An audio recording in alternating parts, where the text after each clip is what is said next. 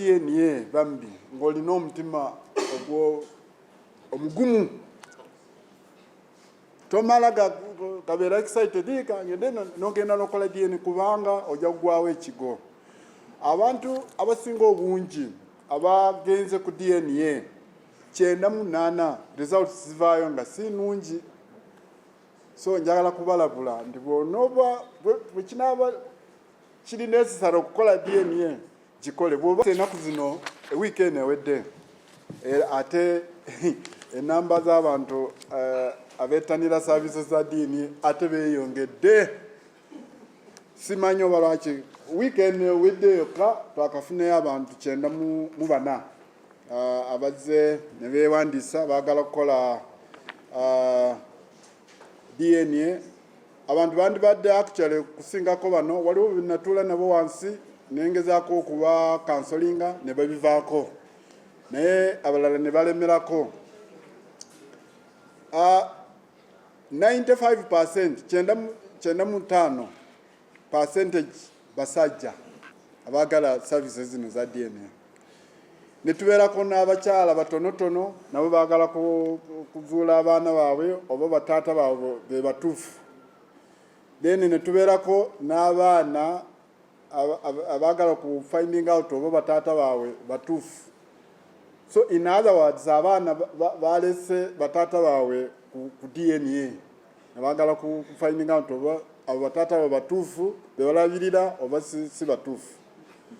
So advice nje tuwa abantu baffe abeetanira services za DNA nti genda okole DNA bambi ng'olina omutima omugumu tomala gabeera excited kangende nogenda nokola DNA kubanga ojja kugwawo ekigo. Abantu abasinga obungi abagenze ku DNA 98 results zivaayo nga si nnungi. So njagala kubalabula nti bw'onooba bwe kinaaba kiri necessary okukola DNA gikole. Bw'oba tekiri necessary nnyo kireke. Labirira abaana nga mukyalawo be yakuwa. Abakyala be bamanyi bazadde b'abaana. Omukyala bw'aba akuwadde abaana balabirire. Tomanya naawe waliwo alabirira ababo eri. So tofaayo labirira abaana abo kubanga abakyala be bamanyi bazadde b'abaana. So tetwemenya emitima. Kiba kibi nnyo okugenda okufa mu ddembe. Tofa ng'okunkuluma. Kubanga results zino ezivuddeyo zireetedde abantu bangi okufa mpola mpola mu kimpooze. Waliwo abanywedde n'obutwa ku bintu bino ebya DNA. Si byakuseka.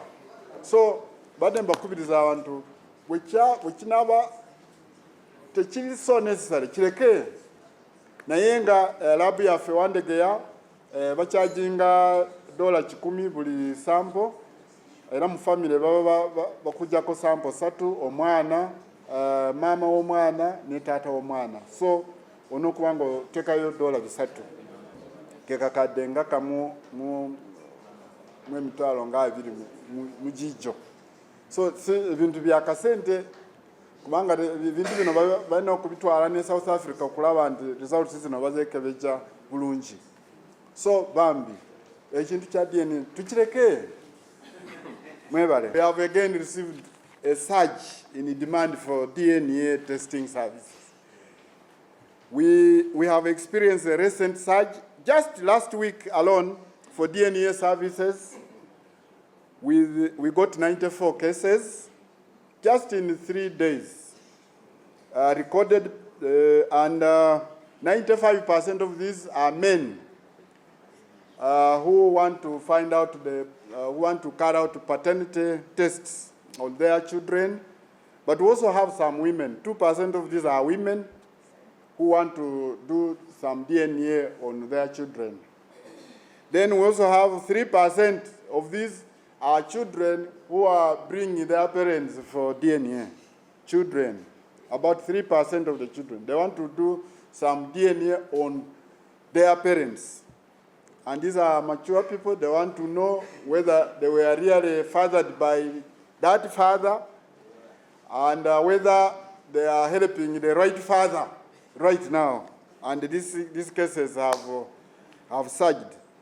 So the people desirous of these services, my advice, as usual, is do not engage in DNA unless you have a very stony heart.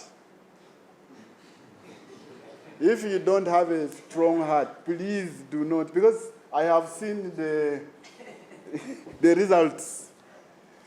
I think 98% of the people who have carried out DNA, the results have come out negative. You can now know the results.